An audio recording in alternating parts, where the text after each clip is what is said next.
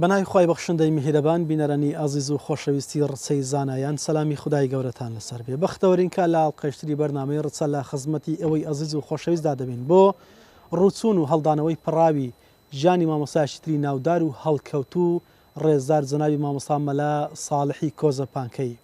ئەو مامۆستا بەڕێز و خۆشەویستەمان 84 ساڵ تەمەنی پڕ لە بەرەکەتی بوو. لە ساڵی 56ەکان دەور و ڕۆڵ و کاریگەریشی زۆر باڵای هەبوو، هەم لە حوجرە، هەم لە میحراب، هەم لە مینبەر، هەم لە ڕووی کۆمەڵاتی کە مامۆستایشی بێوێنە و بێ هاوشان و هاوتا بووە لەوەی کە مامۆستایەک لە ئاسایشی زۆر بەرزی زانستی بوو. زای ئەوەی خۆشەویست لەگەڵمان من بۆ ئەوەی کە زیاتر لە ژیانی جەنابی مامۆستا ڕووچین حاڵی بین کە ئێمەمان وەکو کورد چ مامۆستایشی ناودار و پایەبەرزمان هەبووە. لەگەڵمان بن.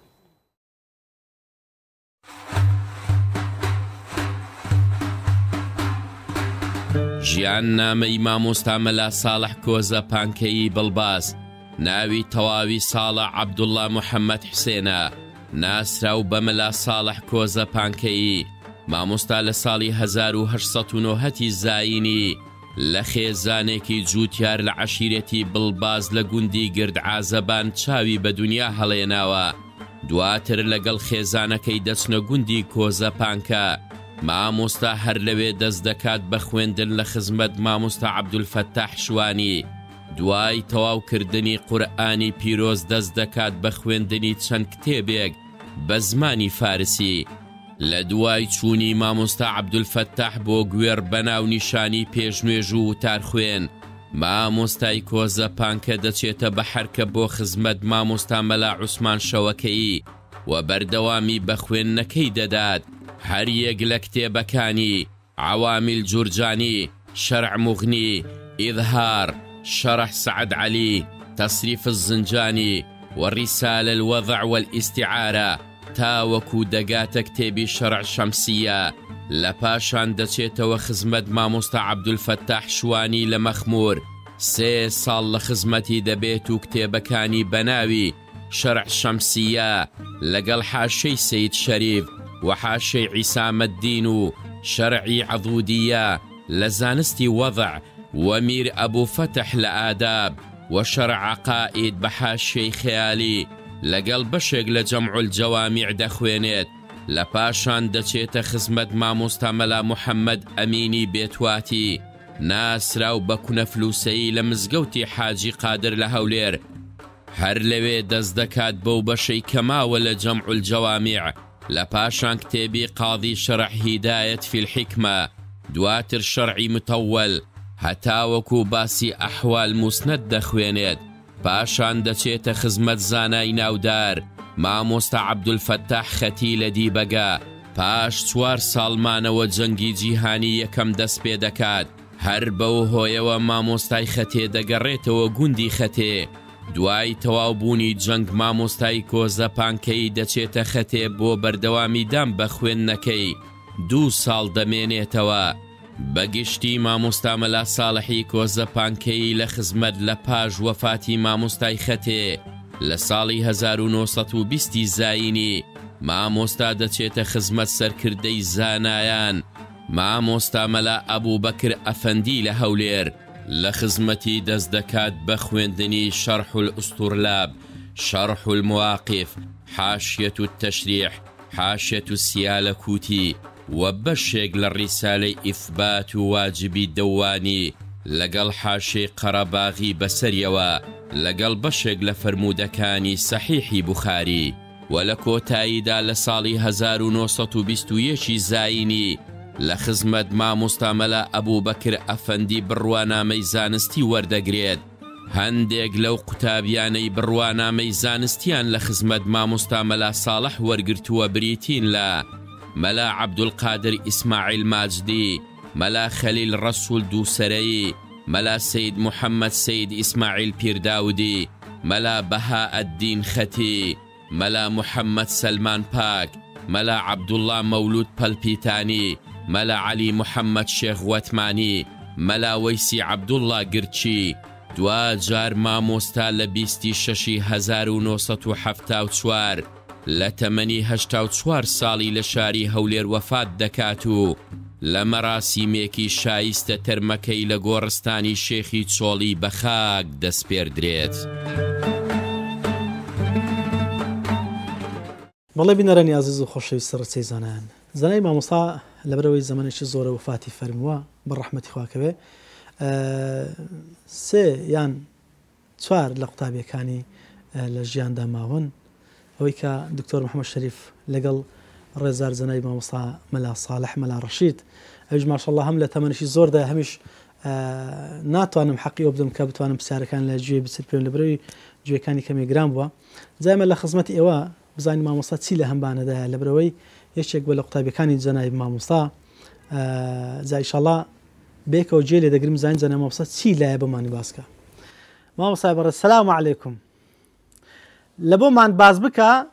ئەوەی کە لە خزمەتی جەنای مامۆستا بینیوتە بیستیوتە. فەرموو مامۆستا. مەلا ساڵحی کۆزەپانکەی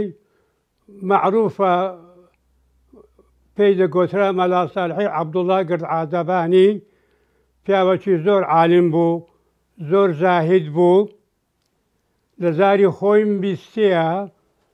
قەبری پڕنوور بێ، دەیفەرموو لەوەتی ئەمن خۆم ناسیە هەموو سبەینان بە خزمەت قورئانێ گەیشتی، قەد ڕۆژێک نەبووە قورئانم نەخوێندبی، هەموو سبەینان عەلە الئیطلاق. ئەوەم بەگوێی خۆم جێم لێ بووە، دەیفەرموو نەدارەک و نەدوو نەسێ. بەڵام لەبەر ئەوەی مامۆستا مەلا ساڵح زۆر زاهید و عالیمە، چۆن دەستی پێکرد بە نووسینی ئەو تەفسیرەی کە 10 جوزئە، هەر جوزئی بە نووسین و ژماردن ناڵێم، بەڵام بە خۆم دەفتەرەکانم دەدیت لە حدودی 400-500 سەفحە بوون، دەجلدی پڕ کردوتەوە. کوڕە گەورەکەی بە ڕەحمەت بی هەر ئەو کوڕەی ماویتکەی مردبوو، پێیگۆ بابە ئەتولۆ چشواز لەو نووسینەی ناینی، اختیار بووی بەسی خۆت کردیە لە عیبادەت ئەگەر خوا قبوڵی بکە. دەیفەرمووی ئەتوو ڕاحەتی منت ناوێ؟ ئەویش دەگۆ بابە ئەی چۆن ڕاحەتی تۆم ناوێ؟ ئەو مفرداتە کەلیماتە عەینەن ئەوە لەوانم گوێ لێ بووە، نەک کەلیماتەکان خۆم بڵێم. دەیفەرمووی ئەتوو ڕاحەتی منت ناوێ؟ عوسمانیش دەگۆ ئەی چۆن ڕاحەتی تۆم ناوێ؟ ئەگوت ڕاحەتی من لەوەیە ئەو تەفسیرەی تەواو کۆم، ڕاحەتی من لەوەیە ئەو ڕیسالەیەی بنووسم کە لێم داوا کرایە. ئەو نوسخەی مامۆستا مەلا ساڵح هەی بوو، محەرشا بوو، حاشەی لەسەر بوو، گوتیان کەس نایزانێ ئللا شێخ یاسین هەیە. شێخ یاسینش ئەمە نوسخەی شێخ یاسینم نەدیت بوو و مامۆستا مەلا ساڵحش نسخەی شێخ یاسینی نەبوو، بەڵام مەلا ئیسماعیلی جدیدەی بابی عەبدولحەمیدی دەیگوت لە ئەزهەر دەڵێن کەس مغنی لەبیب نازانێ ئللا شێخ یاسین دەبێ. مامۆستا مەلا ساڵح فەرمووی کوڕە شێخ یاسینی چێ؟ من شێخ ساڵحم، ئەو نوکتەی من بە دەری دەخەم لە مغنی لەبیب کەس بە دەری ناخە. ئەو دەیفەرمووی مغنی لەبیب و جەنیە ئەبوابوها ثەمانیە. مغنی لەبیب جەنەتە، 8 دەرکەی هەیە، نالێن بە 8 مغنی لەبیب و جەنیە ئەبوابوها ثەمانیە. مامۆستا مەلا ساڵح فەتحەشی تکەی هەیە کەس نەیکردیە قەت. فتح القدير فقه حنفية، شرحي قدورية، ده مجلدة، هر مجلد ضخم كتابي تواو 600 صفحة. أو فتح القدير أفندي دوستار خريق بولا أولي حتى آخري هم حاشي لسنوسي. فتح شتكي هي مامۆستا مەلا ساڵح بەڵاو بۆوە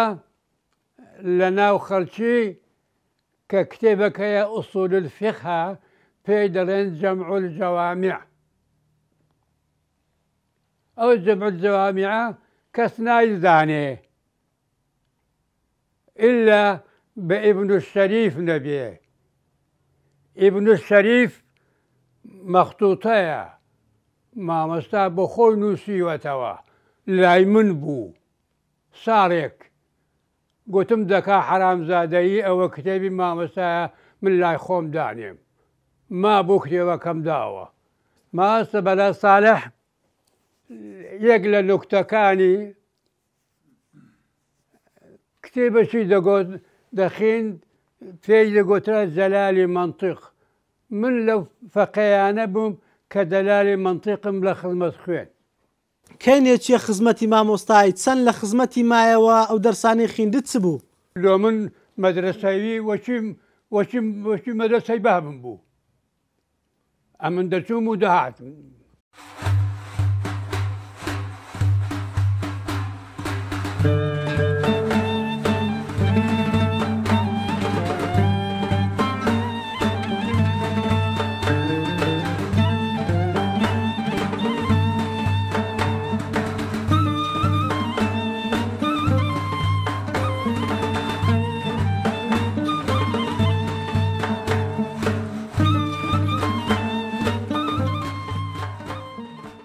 بەڵێ بینەرانی عزیز و خۆشەویستی ڕچەی زانایان، وەک دەزانین زانای مامۆستای کۆزەپانکەی لە 74 وفاتی فەرمووە. جایمە لە خزمەتێکێک لە مامۆستا بەڕێزەکانی شاری هەولێر دەبین کە بە خزمەتی جەنابی مامۆستا گەیشتووە. ئەوەندێک کە شارەزای سەربردە و پێگەی جەنابی مامۆستایە لە خزمەتی دەبین. ئەویش ڕێزار جەنابی مامۆستا مەلا محەممەدی وەرتیە. مامۆستای بەڕێز سەلامی خوای گەورەت لەسەربی بەر لە هەموو شتێک ئەوەم پێ بڵێ ڕۆڵ و کاریگەری حوجرەکانی بۆ نمونە کوردستان و هەروەها ئەو مامۆستایانێک کە ئێمەمان هەمان بوونەوەکو کورد کە ڕۆڵ و دەور و کاریگەریشی زۆریان هەبەوەی کە لە کوردستان بینراوە بیستراوە لە ڕووی حوجرە و مامۆستایانی ئاینی لە ڕووی تەلیفات و تەدریسی علمیە وابزانام هاوشێوەی نەبووە. ناخیر هیچ کوردستانی نەبووە. هیچ کوردستانی نەبووە. مەسەلا خزمەت عالەمیش ژیانیشمان بەژیانەکەش رازی بوون. عالەمەکە زۆر باش و ڕادبیان دەکرد فەقیانەکەن ڕاد بەکەی کابرادار لە کلی مەلای شکایەت دەکرد گوت مامۆستا من چم کردیە بزانە فەقیەکان لۆ بزانم تا عیبی خۆ دەبن پێی نیم لۆ ڕادبێ منیان تەرک کردیە ڕازی نەبوو. یعنی پێیان خۆش بوو خزمەتی فەقێ بکەن. ئەدی پێی خۆش بوو خزمەتی فەقێ بکارێ وەڵڵا. مامۆستا ئەتوو چەند ئەوەندێک کە بە خزمەتی مامۆستای کۆزەپانکەی گەیشتی مامۆستا کووت دەخیندەوە کەسێکی عالم بوو؟ مەلاتاهیرمان هەبوو مەلاتای ئاخسەش ئەنتیکێ دەجێر مەلاتاهیری گەرەوان لە پشتی ڕوانزەیە ئەویش ئەویش مەلا بوو تاڵتە خەلاسی کرد و هێشتا چ نەبوو لە گوتی جێم نەبوو لە سجیان بنوم لەبەر مەلایان سەرماش بوو چوومە گوت موڵا لە حوزری مامۆستایان و مامۆستا ساڵحی کوڕە گوتیان لێمەن و بە قورئان سوێنێ بێ زوینان تداتێ گوتم وەڵڵا کوڕە سوێنێگەر دەگە بانژی دەڕۆم دەستمە مزگەوتێ ناشتمەوە وێندەری. یعنی فەقێ زۆر بوون مامۆستا؟ فەقێ زۆر بوون جێ نەبوو لێ پارداتەوە؟ مامۆستا مەلا ساڵح؟ مامۆستا ساڵح ئاخرت فەقێ لەچێگارە دەکات سپێنیان دەکردەوە گوتی هەتا مامۆستانی و جەماعەتی دەکا قاوەی لۆ لێ دەنێن قاوەی دەخواتەوە سپێنیان.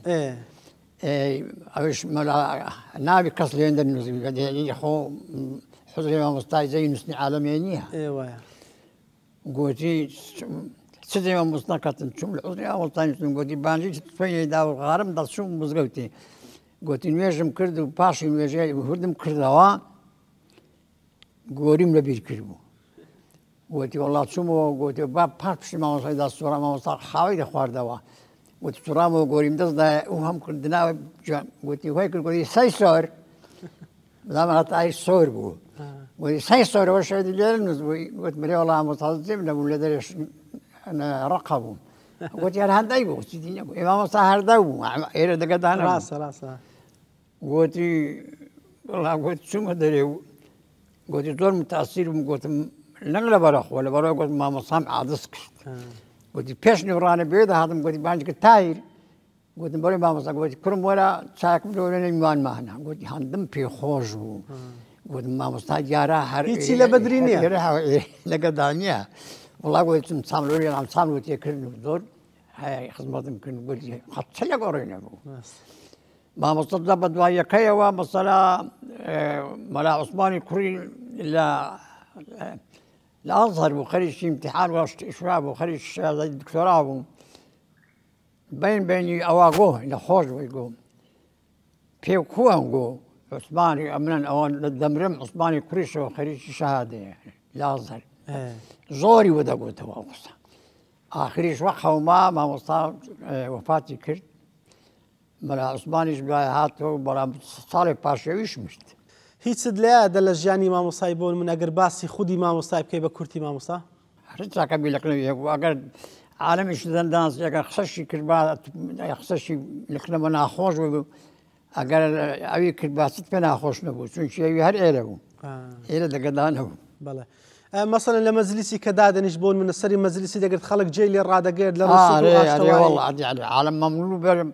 بوي كمان مجلسي جيلي الراجل ها أبو لو غسيل مقام السبت ذكرني راست لا مقام السبت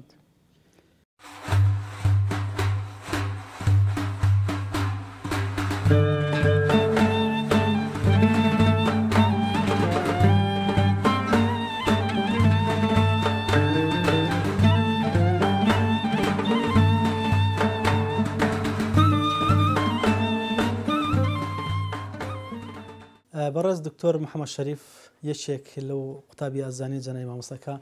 بە خزمەتی جەنای مامۆستا گەیشتووە حتمما لە سەربردەی جەنای مامۆستا شارەزایە وەکو باسمان کرد کە جەنای مامۆستا لە 74 وفاتی فەرمووە ئێدی ئاسان ناتوانین قوتابیەکانی بەدەستخین لەبەرەوەی وفاتیان فەرموو ئەوانیش بەڵام جەنابی مامۆستا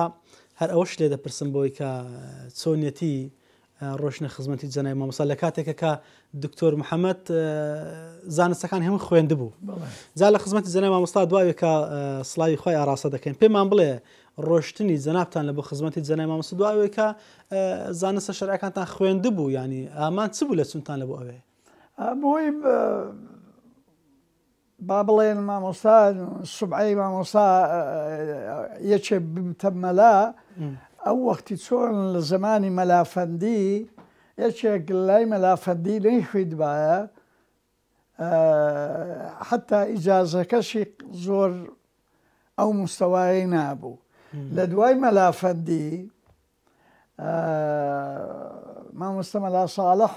سومعەی علمی زۆر بەرز بوو ئەنی کەسایەتی بوو کەسایەتێکی زۆر زۆر بە قووەت بوو کەسایەتێکی علمی زۆر زۆر بە قووەت بوو يعني بابلين لدواي الشيخ مصطفى هذا مصطفى نقشبندي وملاي قوري كوي ملا فندي لو مستوى نبو إنسان شيء علم للاي بوبو ملكه يعني مثلا كدرسي أو توا عادة ملا مطالعية كان أو محتاج مطالعي نبو المكان لاي ملكبو دبيني دهات درسي فيها كنت قواعد كان شرح كتب بيوي وكملا عادة أغلب يعني كلمة عبارتكي دخلتو بكرديكي بوي شرحك أو هانبو علمكي شرحك يعني زور برزبو وشخصيتك شي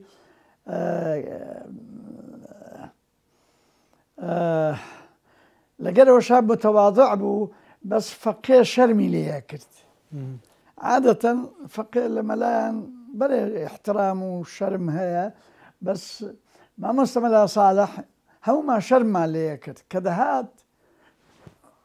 وزع ما دقورا حر بوين لدانشتن لقران هالريز ويدا كرديان تصير خصلتك بكوابك من ريزة هم خوي شخصيتك يبقى قوة بو شخصيتك يبقى قوة بو علمي زور بو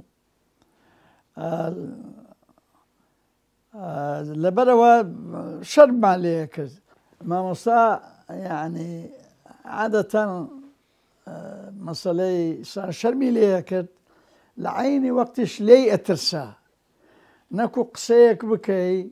بيرازي نبي شكو توردبو او كتابي شي بيدنا وي شافعي فقه شافعي هنا بي بغداد طبعي بكار ماڵێ طبعا شوينة خزمتي برادرك ما بناوي ناينم چونکە ملاش چاگو گوتم ما مسلم الله صالح لێرێ با بچینە خزمەتی مامۆستا ئەو مەلای دەناسی مەلایش چاک بوو کتێبەکەیدایە گوتی فلانە من هاتیمە ئەو کتابەی و دەمەوێت طبعی بکەم ئەویش عادەتی بوو وەکو مەلای کورد کە کتێبێکی تازە ببینی هەر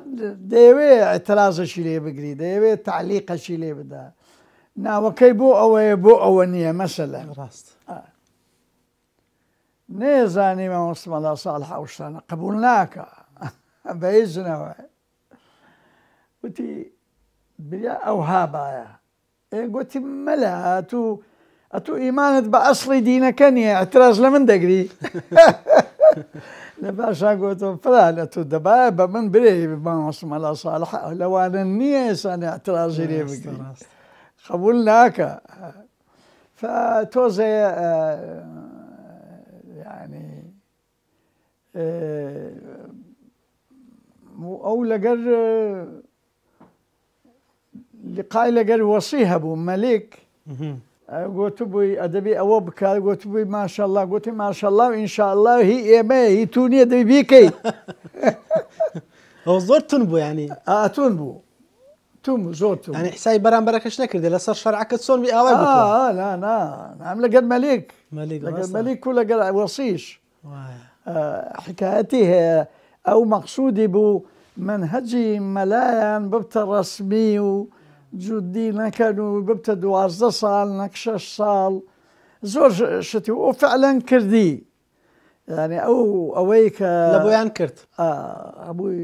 تەرتیبی کرد احترامیان نەکرد کە دەیان بینی و بەو عمرەی و بەو وەزعی و بەو هەیبەتی هەبوو هەیبەتی هەبوو خۆی نارم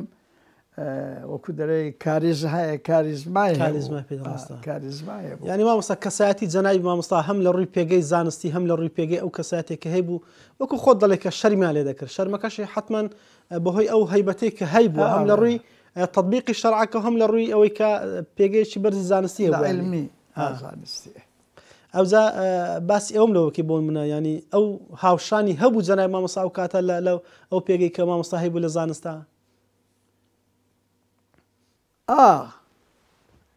لەو وەختی بەس ئەو با بڵێن هەیبەتێک و خۆی فەرز کردو بە شخصیەتەکەی کاریزمایەکەی بە قووەت بوو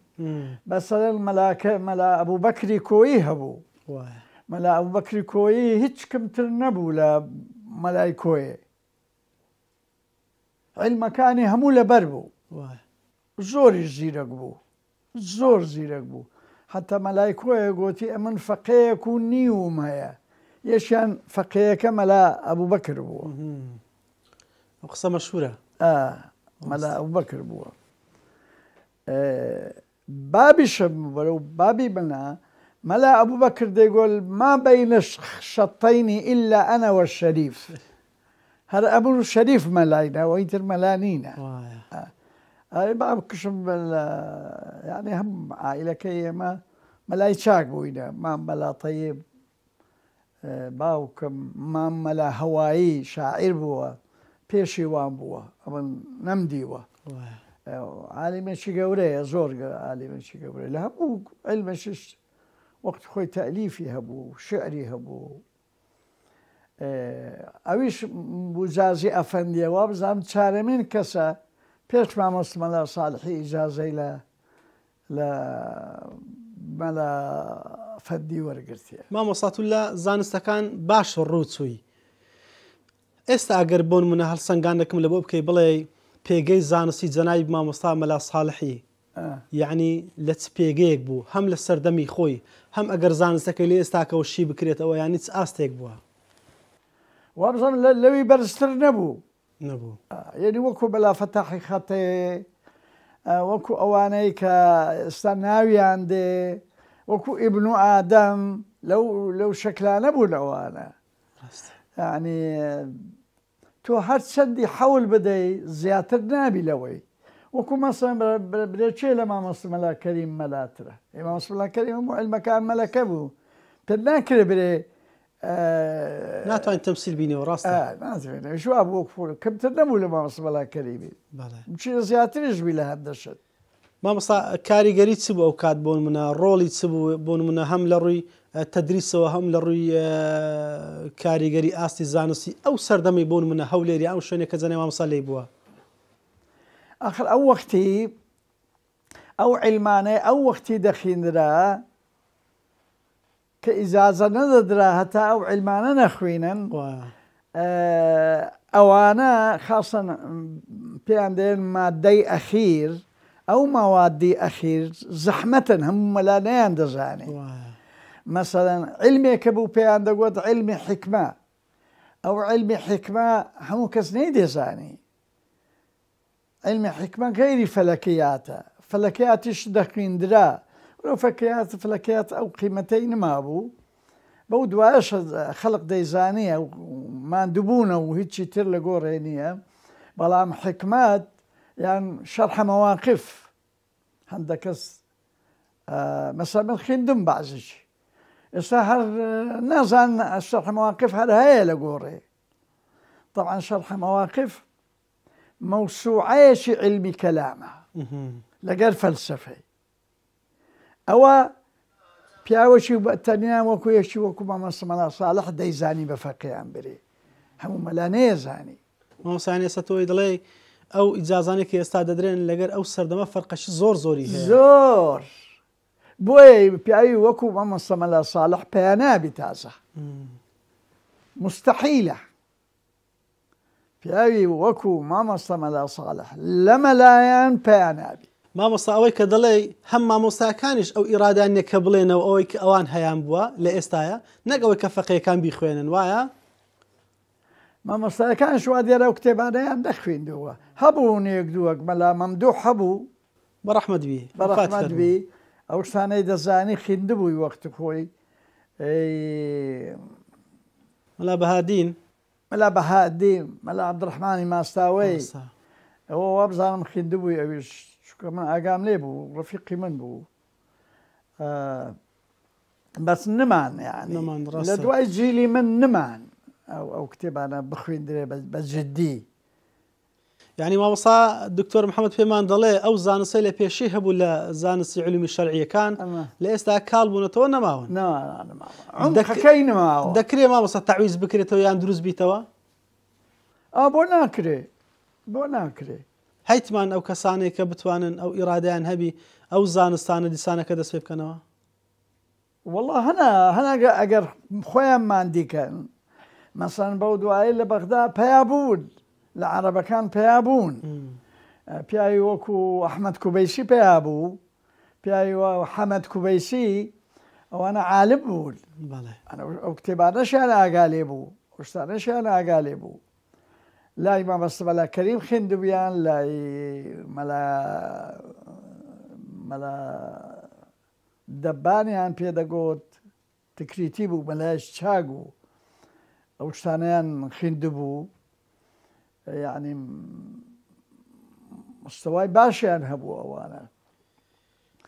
یعنی پێشان مەلا لە بەغدا هەر کورد بوو ئێستا مەلای عەرەب پیا بووە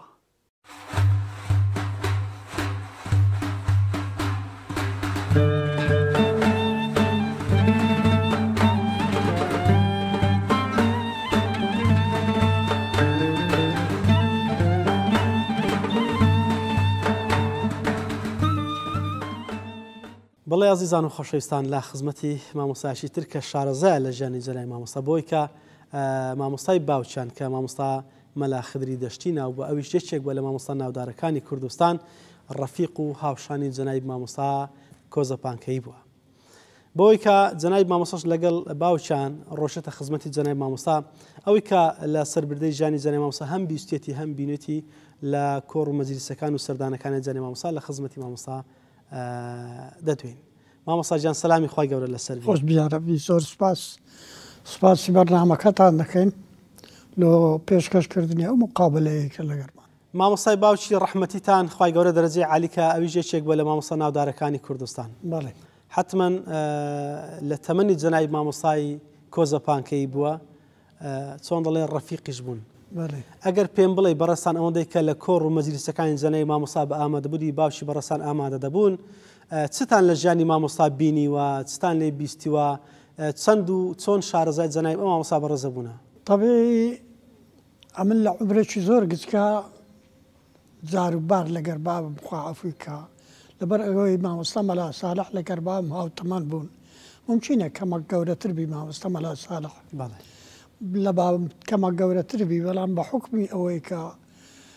مەلا بووە و یەک لە مەلایەکانی شەرعدار بووە ئینسانەکی بە قابلیەت و بە ئیمکانیت بووە توانێتی خۆی ماندوو بکات لەسەر جوابدانەوەی خەڵکو و لەسەر لێکۆڵینەوەی شەرعی و لەسەر ئەو مەسائلانە متابعەکی زۆری هەبووە بەو مناسبەیە ڕێفیقی مامۆستا مەلا ساڵحیش بووە هەردووچیان لە شاری هەولێر بووینە مامۆستا مەلا ساڵح پیاوەکی ئەوهانیە ئەمن بتوانم وەسفی بکەم بە تەواوی لۆ بە و جەنابەت برێ مامۆستا مەلا ساڵح ڕەفیقی من بووە ڕەفیقی من نەبووە لەبەر ئەوەی ئەمن ئەو وەختەی کە چوویمە خزمەت مامۆستا مەلا ساڵحی جاروبار لەگەر باوکم ئەمن عمرم 5 ساڵ 6 ساڵ 4 ساڵ بووە مامۆستا 74 وفاتی کردێت تەبارێ کاتە تەمەنەکە مامۆستا زۆر لە پاشی بابم وفاتی کرد بابم خوایفە عمرێکی کەمی هەبوو بەڵام معلوماتێکی زۆریشی هەبوو لەبەر ئەوە مەزەرێکی شەرعی بوون ئەوانە لە هەولێر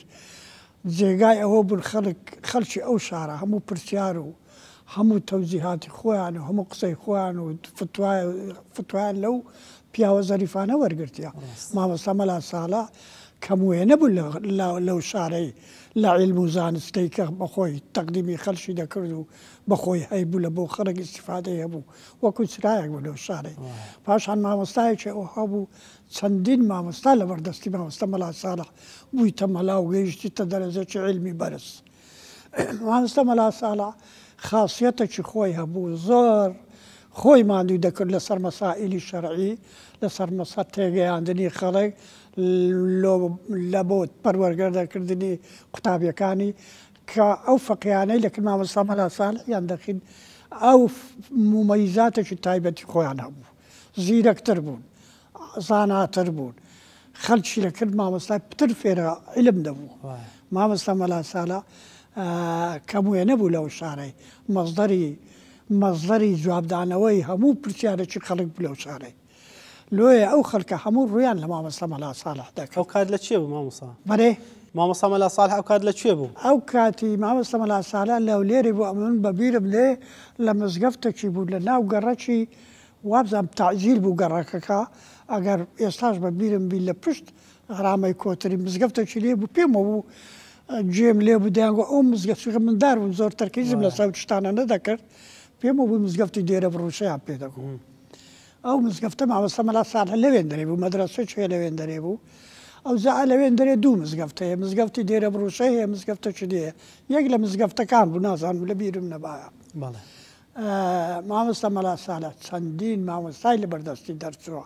پاشان ڕەفیقەکانی ئێستا هیچی نەمانەوە ڕەفیقەکانی مامۆستا مەلا ساڵحی مامۆستا مەلا ساڵح ئینسانێکی ڕۆحی بوو خۆشەویستی ئەو شارەش بوو بەڕاستی لەبەرەوەی تەبیعەتێکی خاصی بوو ئەو تەبیعەتی مامۆستایی بوو بڕێک لە تەبیعەتی بابم نێزێک بوو مامۆستا مەلا ساڵح مەسەلا بڕێک تند بوو بەڵام توندیەکەی لە بەدینیەکەی بوو و نەبی کابرایەکی عەسەبی بی سەر لەسەر دین تند بوو لەسەر شەرع تند بوو دی مامۆستا مەلا ساڵح بەو شێوە بوو ژیانی وەلەوە من نازانم کەینێ لەدایک بووە و لە چێن دەرێ لەدایک بووە بەڵام دەزانم مامۆستا مەلا ساڵح ممچینی شار بەلەقەکەی خۆی کە ناوی کۆزە پانکەیە ممچینە لەوێن دەرێژ مەلایەتی کردوی بەڵام من ئاگاداری نیمە هیچ سەربردت لایە مامۆستا لە ژیانی مامۆستای ئەوەی کە بیست بدیانەوە بە خۆت بینی بد لە کۆڕمەزی وەڵای من یەک زارەی لەگەر بابم خوا ئەفریقا ئەوزە تەبیعی مەلا لەبەر حکمی ئارامەکەی خۆی هەر لە شار نەدەما زەبابم بووە مەلای گردە چاری 22 سال لە گوندی دارەبەن مەلایەتی کرد بوو پاشان لە دارەبنێ مەدرسە و تشتی خۆی گۆستەوە چوە گوندی گردە چاری بەڵێ تەبیعی خەڵک ئەگەر مەسائلی شەرعی هەواالۆ ئەوی قەناعەتی بێ پرسیارێکی لە مامۆستا مەلا ساڵحی بکرد با دەسوو لە چەند مەلایدیشی دەکرد یان لە مەلایدیان بپرسی باە حتمما ئاخری مەلا مامۆستا مەلا ساڵح کە داهات نەکردی ئەوەم بەبیردێ مارمان لە گوندی گردە چاری بوو بابم خوا فکە مستعی دەچە بوو ناوی مەلا بەدیع بوو مەلا بەدیعی شێخ مەلا سعیدی لەکن بابم دەیخین گوتی بەدیع هەستە بچینە هەولێرێ ئەمنیش مندار بووم عمرم تقریبان 4 سال 5 سال دەبەوە هەستان چوینە هەولێرێ لە هەولێرێ نازانین بابم دەچۆکی ئەمە هەلەگەری بود 4-5 کتابیشی لە ناو دەستڕەشی دانا دەستڕە سۆڕەکان هەبوو سار کتابی لە ناو داناوە گوت ئەو کتابانە شەگرە پێشی ئەوەی ئەمە بگەینەوێت دیارە حادیسەکە بووە حادیسەکی شەرعی ڕائیەکانیان مختلف بووە بابم فتوایەکی دایە لەگەر فتوای مامۆستا مەلا ساڵح لێک جودا بووینە مامۆستا مەلا ساڵح پێشتر فتوای دابوو لەسەر مەسئلەی تەلاق بوو گوتی ئەوە تەلاقی یەخست بوو هاتەکرد بابم باویشم بوو پاشەوەی ئەرامەی خۆی تاالعی خۆ کرد گوتی ئەو تەلاقی تو نەکەتێ احتراما لۆ ڕای مامۆستا ساڵحی بەڵام ئەو تەلاقی لۆ نووسیەوە فتوایەکە و بردیەوە کرد مەلا ساڵحی مامۆستا مەلا ساڵح ناردە دوو بابم گوتی بێ هەولێرێ وەرەکردە من بابیشم ئەو کتێبانە لە ناو دەستەڕێکی داناوە هەستا چوە مزگەفتێ لۆ مزگەفتێ چوین وەچ چوین مامۆستا ساڵح لەوێ دەرێ بودانیشتن طبیعی دەرێ بەینە الأحبابی یەسقط العادات شتێکی وایە لە کەلیمە شارەبی بابم لەگەر مامۆستا مەلا ساڵحی خۆشەویست بوو لەگەری گوتی بابم خدرۆک ئەو فتوایەت کودایە تو ئەو کابرایەت تووشی زینا کردیە ئەوە چەند ساڵە چەند مانگە مەسەلا گوتی ساڵحۆک ئەتو فتوات بە خەرەتیدایە لەبەرەوەی لە عمرێکی بوو ئەوە لە خۆشەویستی بە قسانە بینی خۆیان بووە زۆر بە توندی قسەیان دەکرد مامۆستا مەلا ساڵح زۆر بە عەسەبیەتی خۆی قسەی دەکرد بابیشم تند بووە چیوی دی یەک دیانگارەگاریان لەگەریە کرد و بسا لەو مناقەشە گوتی لەسەر چ ئەساس تۆ ئەرامەداڕەیەکە چییە؟ وەڵا گوتی ئەو کتێبانە بدێ مەلا بەدە کتێبەکان نازانم سبوون بەڵا حتمی کتێبی شەرعی بوون ڕاستە وەڵام کتێبەکەی لۆ کردەوە گوتی بخینەوە نەخیندەوە گوتی مامۆستا مەلا ساڵح مامۆستا مەلا ساڵح خوێندیەوە هەتا ئەو مەسئلەی خوێندەوە کتابەکەی دیشی و 4 کتابە 4 مەسئلەکە یەک مەوزوعی بوو حازری هەر چاری حازر کرد لە پێشی دانا مامۆستا مەلا ساڵحیش بە دیقەت دەخوێنیتەوە وەچ خوێندیەوە گوتی وەڵڵاهی خدرۆک مەلای یعنی قسەکەی تو ڕاستە تێدەگەی ئەو مەسائلانە هەبوو يعني ئەوە دەلال لەوەی دەکە لە مەسئلەی فقهی ئەو نەباسانی بەڕیان نەدەکرد ئیحتیمامی زۆریان پێدەدا زۆر ئیحتیمامیان پێدەدا لە مەسائلی شەرعی پاشانە چینێ متعەسب نەبوون بەڕای خۆیان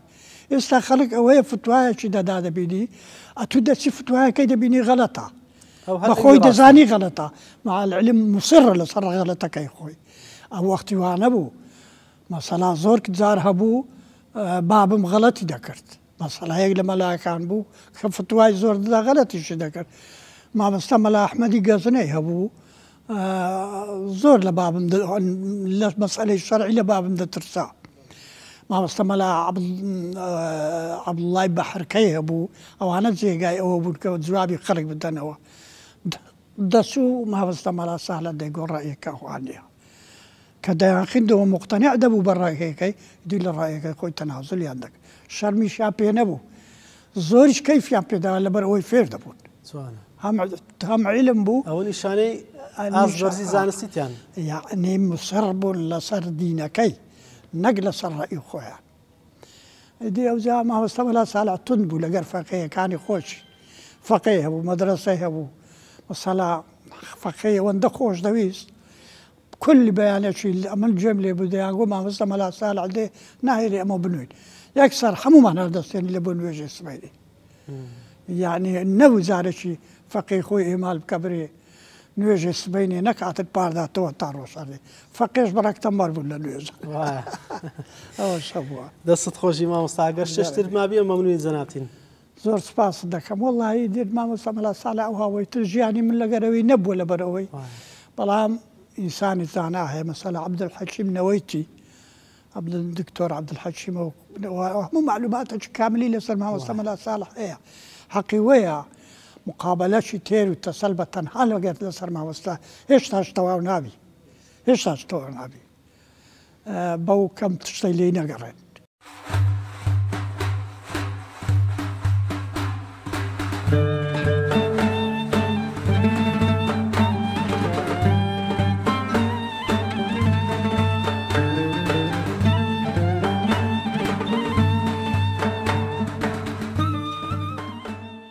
بەڵێ بینەرانی ئازیز و خۆشەویستی ڕچەی زانان لە خزمەتی مامۆسایکی ترکە شارەزا لە خزمەتی جەنابی مامۆستا مەلا ساڵحی کۆزەپانکەی بە ڕەحمەتی خواکەوێ دەدوێن بۆی کە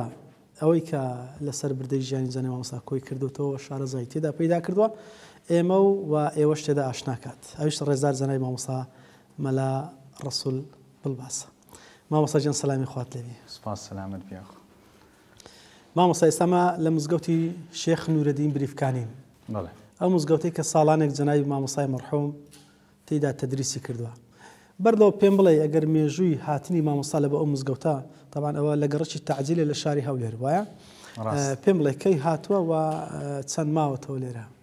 بەڵێ بسم الله الرحمن الرحیم بەنسبەت بیدایەتی هاتنی جەنابی مامۆستا ساڵح کۆزەپانکە لۆ ئێرکوانە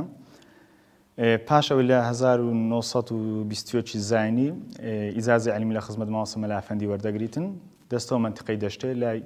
دیبەگەی لێوێن دەرەبتە ئیمام خەتیب و تەدریس دەکاتن 8 ساڵان لێوێن دەردەبیتن و پاشانیش دەستە منتیقەی گوندی قازیخانە لە قوشتەپەی لێوێن دەشت 4 ساڵان دەمینێتەوە ئەو دووزەیە کە باست کرد مامۆستا وەکو ئیمام خەتیب دەماوەیان تەدریس وەکو ئیمام خەتیب و مدەڕیس لێوێن دەرماوە بە عنوانی ئیمام خەتیب و مدەڕیس پاشان لە ساڵ 1932 جەنابی مەلا ئەفەندی کە مەلای گەورەی بڵێن هەولێر بوو داوا لێکرد لەسەر داوای هاتە ئێرکوانە ئەو مزگەوتی پێنیشان دەکە بێتن لێرکوانە ضرورە بێتەوە هەولێرە لێرکوانە تەدریس بکاتن ئەو کات لە هەولێر مزگەوتی ئەوان نەبووانی بۆ منە مزگەوتە بچووکە وایە لە ئێستا شەر بچووکە بەڵام ئەو کات ئەو مزگەوتانە نەبووە کە ئێستاکە هەنوانە ئەوانەیە مەشهورتر بیان باشتری مزگەوت بێ و کاتە خلاصەی کەلام هەر ئەوەندە بوو یعنی کە یەکەم جار کە تەکلیف لە مامۆستای کرا بێتە ئێرکوانە بە عنوانی مدەڕیس و پاشان چەند ساڵێکی پێچوو بۆ ئیمام و پاشانیش لە ئەوقافی بەڕسمی ناسێنرەوە ئیلا ئەو کات بە عنوانی مدەڕس عەفو یعنی دەهات بەس لەبەوەی کە دەرسی بڵێتەوە یعنی شوێنی ئەو کاتە تایبەتە هەبوو بۆی کە تەنها مامۆستا دەرسی علومی شەرعی بڵێتەوە بەڵێ بەڵێ هات پێ ئێرکوانێدی خانیشان بۆ تەرتیب کردبوو لەلایەن جەنابی مامۆستا مەلا ئەفەندی کە لێ بمینێتەوە لێرکوانش تەدریس بکات لە ساڵ 1930 پاشەوەی کە هاتە ئێرکوانەوەیدی دەستی بە تەدریس و تەلیفاتەکانش هەر لەو مزگەوتەی بۆ کە مزگەوتی نورەدینی بریفکانی پێدەکوترێتن یعنی لە 32 تا 74 کە وفاتی کرد مامۆستا لێرە ماوە بەڵێ نزیکەی 42 ساڵ لێرکوانە تەدریسی کرد لە 69 پاشەوەی کە تەقاعود بوو بەس هەر لە مزگەوتێ ماوەیدی هەر خەریکی تەدریس و شت بوو هەتاوەکویدی وفاتی فەرموو بەڵێ جیاوازی جەنابی مامۆستای مەرحوم لەگەڵ مامۆستاکانی ترە مامۆستا چۆن دەڵێت تەلیفی هەبووە بەڵێ ئەگەر باسی تەلیفەکانی جەنابی مامۆستا بەخۆی ئەگەرمە پێشەوەی باسی و بابەتێ بکەم بەخۆی معلومە کە دەکوترێتن ئەگەر بتەوێتن کەسێک ناوی بمینێتن دووشت هەیە دەبتە ناونیشانی ئەو کەسەی کە ناوی دەمینێت یەکەکیان تەلیفە دوو مەواقیفە مامۆستا هەردووکی جەمع کردبوو ینی هەم تەلیفیشی هەبوو و هەم مواقفیش هەبوو کە باز دەکرێت هەتاوەکو ئێستاش لە مەجالیسەکان باز دەکرێت دەی باشە مامۆستا پێم خۆشە بینە سەر تەلیفەکانی جەنابی مامۆستا بەڵێ حتممە بەڕستان شارەزایەکتان تێدا کۆ کردێتەوە ئیشان لەسەری کردووە جگە لەوەش حتممە مامۆستا ئەوەی کە باست کرد لەوانەیە ماجستێر و دکتۆراشی لەسەر هەبوو بێت بەڵێ بەنسبەت تەلیفاتی مامۆستا ئەوانەی کە مدەوەم بن نووسرابیتەوە مامۆستا بەخۆی نووسیبیتەوە ئێستا وجودی هەبیتن چار کتێبی مستەقیلن جگە لەوانش حەواشی گەلە زۆر بۆ تعلیقاتی هەبوو لەسەر زۆربەی مەناهیجەکان بەس ئەگەمە باسی تەلیفاتەکانی بکەین ئەو کتێبانەی کە بڵێن مستەقیلن چارن یەکەکیان بە ناوی الرسالة الجامعة للأحكام والدلائل النافعة ئەویان لە دوو بەش پێک دێتن بەشێکی یەکەمی علمی کەلام بەشی دووەمیشیان فقهە مامۆستا توانیتی لە بەشە علمی کەلامەکەی یعنی کە هەرچەندە بۆ خۆی کەمیشە بەس توانیتی جێدەستی خۆی نیشان بدات و جێدەستی دیار بیتن ئەوەندە کەم متابعەم کردیە زیاتر لە 14 شوێن مامۆستا تەرجیحات و ئاڕای خۆی هەبووە یعنی ئەگە نمونەی بینینەوە ئێستا یەکێک لە تەرجیحاتەکانی جەنابی مامۆستا مەرحوم ئەو پێی وایە فەرق لەمابەینی نەبی و ڕەسوولی نییە کە ئەو جمهوری زانایان بڵێن زۆربەی زانایان لەسەر ئەوەی نەکەوە فەرقی هەیە خلافێک هەیە لەسەری یان بۆ نمونە ئەو پێی وایە ئیمان فەقەت تەصدیقە و بەس قەول و عەمەل داخل نییە و یعنی بەشێک نییە لەوی و هەروەها یەکێکی تر لە تەرجیحاتەکانی جەنابی مامۆستا کە لەو ڕیسالە کورتەی باسی کردیە بۆ نمونە پێی وایە حەقیقەتی جن و شەیطان دوو شتی مختلفن یعنی حەقەتیان جیاوازە نەک بڵێ وەڵای شەیطانیش بەشەکە لێ جن و ئیدی مەطرودە لە ئەمری خوای پێی وایە دوو شتی مختلفن ئیدی زیاتر لەو تەرجیحاتانە مامۆستا باسی کردیە و لە جانیبە فیقەکەشی مامۆستا مەباحیسە فیقەکانی زۆر بە کورتی و پوختی و باسی کردیە هەم بە دەلائیلیش زۆر جارانیش باسی خلافەکان دەکاتن یعنی ئەو شوونانێکەوە پێویستە کە هەڵوەستێ لەسەر بکرێت قسە لەسەر بکرێتن باسی مەزهەبی حەنەفی دەکاتن ئێستا بۆ نمونە هەر بڵێن لە باسی قونوتەکە معلومە لە مەزهەبی شافعی سونەتە بخیندری لە بەیانیان لە مەزهەبی حەنەفی ئەو شتە بڵێن سونەت نییە مامۆستا دەلائیلەکان دەینیتن مەزهەبی حەنەفی دەینیت و ڕەدیشیان دەداتەوە وەکو نمونە عنی ئەوە بەس ینی کە قسەشیان لەسەر دەکات قسەکانی علمینە و نەک بڵێ وەڵاهی قسەی وا بیتن خارجی علمی بیتن یعنی بێن لە تعەسوب نەشئەتی کرده بیتن ئەو کتابانە کەی تەباکران مامۆستا لە زەردە دەستنووس بوون ئەوان مەخطوط بوون بەڵێ مەخطوطە بوون نەوەکەی جەنابی دکتۆر عەبدولحەکیم ئەو لە ساڵی 1984 تەبعی کرد بۆ ئەرکی هەستا هەرچەندە هەر بەسە تاوەکو ئێستا مەطبوعە و ئیلا محەقەق نییە ینی پێویست دەکات خزمەتی زیاتری بکرێتن چونکە تحقیق نەکرا ئیشی لەسەر نەکرا بەس ئەوەندە برێن تەبع کرا و محەقەق نییە خولاسە جگە لەوەش کتێبێکی تریشی هەیە بە ناوی توحفەة الطالبین لە فقهی ینی باسی بەیع و معاملات دەکاتن ئەویشیان مەطبوعە لەلایەن نەوەکەیەوە کتێبێکی تریشی هەیە بە ناوی رسالة في رد الوهابيين دیارە ئەو کاتی کەسەکە بۆ عیلاقەداری مامۆستای بۆ هاتووی کردێ مامۆستا پاشەوەی کە دەرک دەکاتن و فکرەی نەخوازراوی هەیە فکرەی هەیە کە قابلی ئەوەیە قسەی لەسەر بکرێت هەڵوەستەی لەسەر بکرێتن دیارە مامۆستا ڕیسالێکی لەسەر دەنووسیتن بە ناوی رسالة في رد الوهابيين کە هەر لە زمانی زوو مامۆستا کە دەرکی بەو فکرەی کردی و خوتوڕەتی کردە لە مجتەماعی کوردی و ئیسلامی مامۆستا ڕیسالەی لەسەر نووسی و قسەی لەسەر کردیە و کتێبێکی تریشی هەیە کە لە هەمویان مەشهورتر و دیارترە مامۆستا بۆش ناسراوە ئەویش تەفسیرەکەیتی بە ناوی ئیدراک المەدارک لەسەر نەسەفیە ئەویان لە هەمویان دیارترە ینی ئەو چەندە و چۆنە مامۆستا بەنسبەت تەفسیرەکە 5 جڵدا ئێستا بەشێکی چاچ ینی ئیشی لەسەر کرایە و تحقیق کرایە تەڵەبەکانی ماستەر و دکتۆرا ئیسفادان لێ کردیە و تحقیقیان کردیە بەس هێشتا بەشێکی تکەشیمە ینی ئیشی لەسەر بکرێتن بە مەجموعی کتێبەکانی مامۆستای ئەوەندە کە باسمان کرد ئەو 4 کتێبە هەتاوەکو ئێستا 20 ڕسالەی ماستەر لەسەری هاتەوە ینی بەس ڕسالەی ماستەر لەسەر کتێبەکانی لەسەر کتابێن لەسەر ژیانی هاتووە مامۆستا فقط یەک ڕسالەی ماستەر لەسەر حیاتی هاتەوە جوهودی مامۆستا ساڵح کۆسەپانکە لەلایەن دکتۆر چەتۆ ڕسالێکی جوانی لەسەر هینایتەوە ینی ڕسالەی ماستەری بوو و باقی ئەوانی دیکە هەموو لەسەر بەعنوانی تحقیقی مەخطوطە لەسەر کتێبەکانی 20 ڕسالەی ماستەرە و تیزی دکتۆرامان هەیە ئۆتڕوحەی دکتۆرا 6 ئۆتڕوحەی دکتۆرای لەسەر هاتەوە بەڵێ ئەو شەر لەسەر بەرهەمەکانیتی لەسەر بەرهەمەکانی جەنابی مامۆستا ئیدی هەم لە عێراق و هەم بڵێن لە کوردستانی خۆمان و هەم بڵێ لە تورکیا و لە ئێرانیش ئیشی لەسەر کرایە بەڵێ ئەگەر شتر ما بێ لە دەستنووس و بەرهەمەکانی جەنابی مامۆستا یان هەر بوارێکی تر ئەمە لە خزمەتی مامۆستا بەنسبەت حەواشەکانی جەنابی مامۆستا حەواشی و تعلیقاتی زۆر بۆ لەسەر کتێبەکان ئەسڵەن هەندێک کتێبیان ئێستا هەر بۆ نمونە لە ئوستورلاب و لە هەندەسە و لە فەلەکیات و لە حیساب و ئەوانە هەر وجودیشی نەمایە لە هەمان کاتەکە مامۆستا ئەو کاتی حاشیە لەسەر کردیان یان بۆ نمونە کتێبی تری هەبوو بە ناوی ینی بۆ عنوانێک بنێ حاشیە لەسەر هەبوو وەکو شەرح مەواقیف شەرح عەقاید لەسەر مطەوەلی لسر برهاني لمنطقي لسر أو كتابان يعني لسر جمع الجوامعي هم لأصول هم جمع الجوامعي إمام السيوطي لنحو وهم لسر بهجة المرضية كمشهورة بالسيوطي هم لسر ملازامش حاشيه هبوا. بله مستوى ما مستوى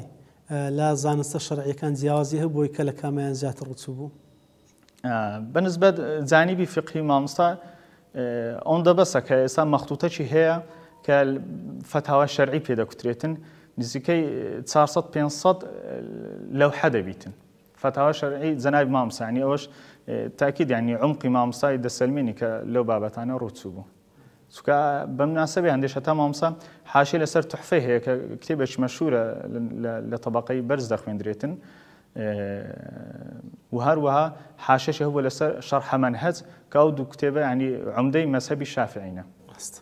شش ترمي باسكي ما مستعجل ناس فاستكين. تاكشت كمقصود ما بس من بلم ليركانه يعني ما مصايتشوها برز وما مصايتشوها ديار أو ملات ساكاني لخدمة بونه واستفادة عن كرديو كهتاوكو إسا طلبي ماستر يعني بيز رسالة ماستر للسرهات وتحقيق كتابة كاني كرابرين شش وتروحي دكتوراه للسرهات يعني جمارتش كمنية حتما يعني إسا لا زال إساش إشي لسه ذكر يعني كإسا ما أو برنامج أنظام دادين يعني هتا السبينيش يعني مناقشة ماسترش كهيلة سكتبي زناج ماوس الصالة يعني أو رجاز روج بروج لزياد بون يعني إشي لسه ذكرتن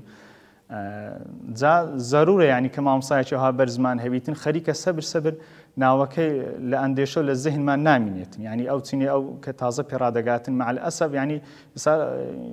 لواني أو برنامج إن شاء الله باحثي أو كسا بناسرته دوباره يعني لو تزيلي كتازة برادقات بناس باشتر كما مصايش أو هات ساك ما ما مصايش ها علامة زمان بو